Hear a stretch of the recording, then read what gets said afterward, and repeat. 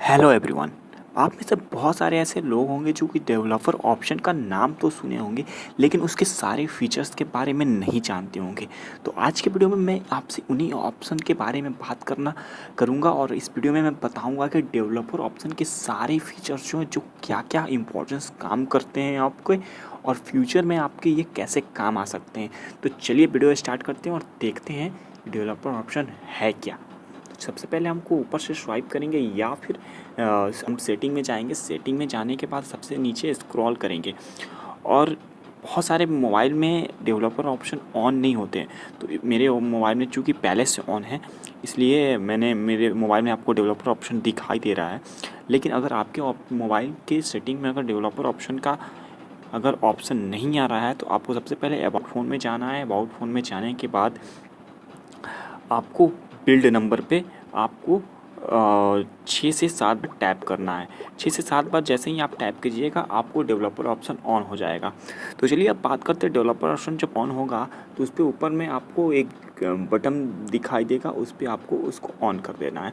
अब बात करते हैं डेवलपर ऑप्शन के कि क्या क्या फ़ीचर्स हैं। तो सबसे पहला फ़ीचर्स जो होता है वो होता है स्टे अवेक। स्टे अवेक पे जैसे ही आप क्लिक कीजिएगा, इसका मतलब होता है कि जब भी आप किसी अपने फ़ोन को चार्ज में लगाते हैं तो आपके फ़ोन की जो स्क्रीन है वो कुछ समय बाद बंद हो जाती है। लेकिन इसमें क्या होगा कि जैसे ही आप चार्ज लगाएंगे तो आपका फ़ोन का जो स्क्रीन है वो कभी ऑफ नहीं होता है, लाइट चलती रहती है। सेकंड जो डेवलपर ऑप्शन का जो यूजफुल ट्रिक है वो है इनेबल OEM अनलॉक। OEM का मतलब होता है ओरिजिनल इक्विपमेंट मैन्युफैक्चर अनलॉक।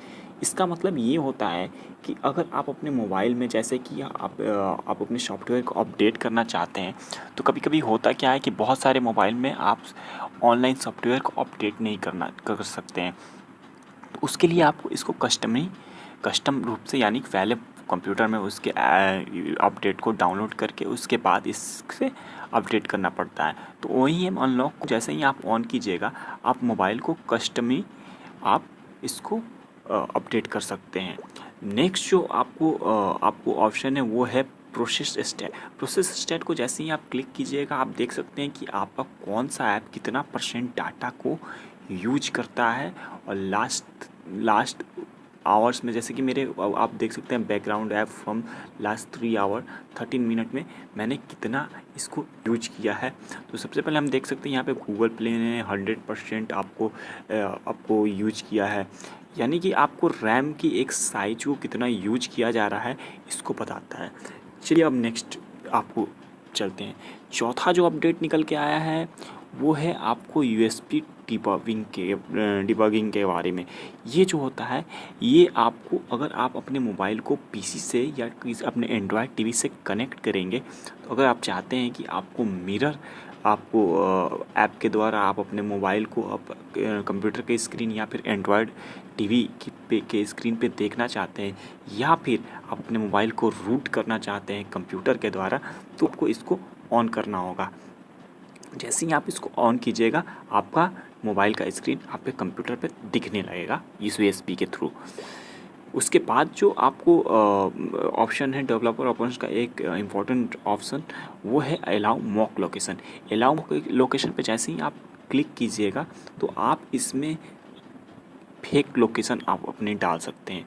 मतलब इसका मतलब ये हुआ कि आप कहीं पे अगर होते हैं और कोई फेसबुक या किसी भी चीज़ पे आप अगर पोस्ट करना चाहते हैं, तो आपको इसमें कुछ करने की ज़रूरत नहीं है। सिंपली आपको अलाउ मॉक लोकेशन पे क्लिक करना है और आपको एक डाउनलोड करना होगा फेक लोकेशन नाम का ऐप, जिससे आप अपने मन चाहे लोकेशन को सेट कर सकते हैं, जिससे आपकी प्राइवेसी को खतरा नहीं होगा।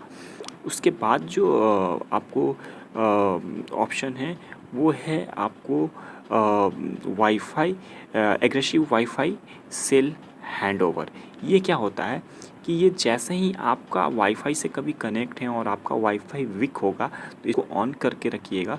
तो जैसे ही वीक होगा, आपके मोबाइल का डाटा ऑन हो जाएगा, जिससे आपको अगर कोई मूवी डाउनलोड कर रहे हैं या सॉन्ग डाउनलोड कर रहे हैं, तो उसको रुकने का खतरा नहीं होता है रिज्यूम के ना होने के सिस्टम में भी।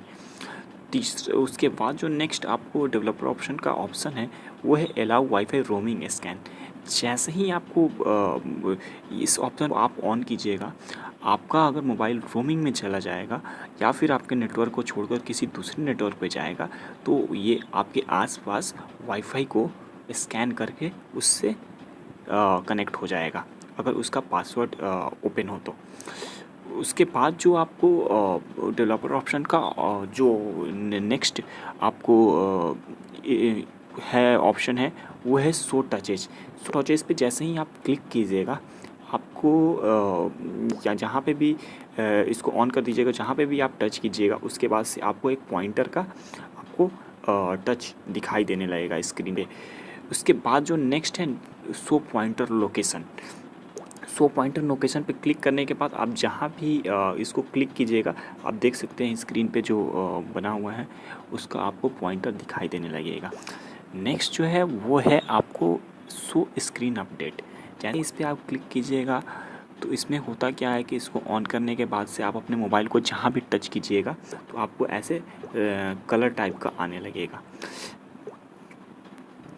नेक्स्ट जो आपको ऑप्शन है डेवलपर ऑप्शन का ड्राइंग में, वो है शो लेआउट बाउंड्री।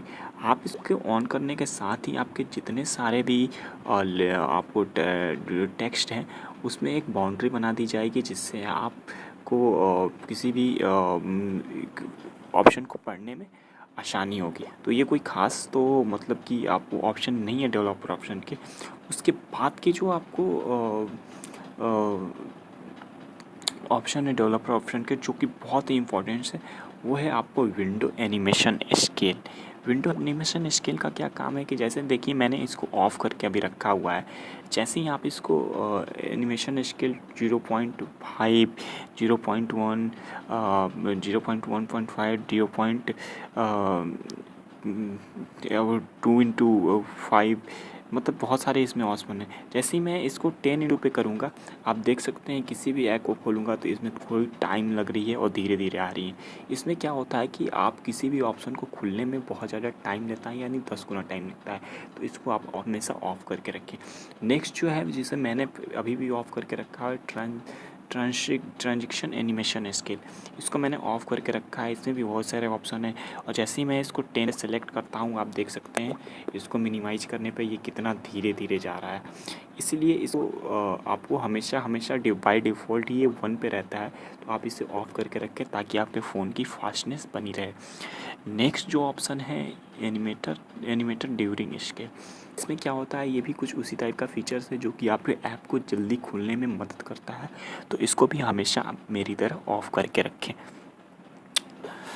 उसके बाद की जो आपको हार्डवेयर एस्केलेटर रेंडरिंग है, वो है आपको फोर्स जीपीयू रेंडरिंग। जीपीयू का मतलब होता है general processing graphic processor unit rendering.